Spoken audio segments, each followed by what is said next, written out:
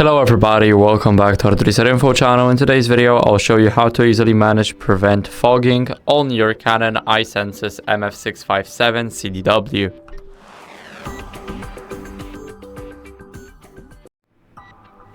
So first, what you guys want to do is go over to the menu.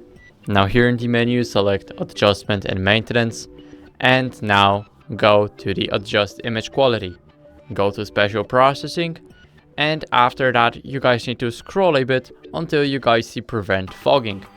Now here you guys can enable this setting, and as you guys can see, the print density may decrease, but it may or may not. So you have a 50-50 chance.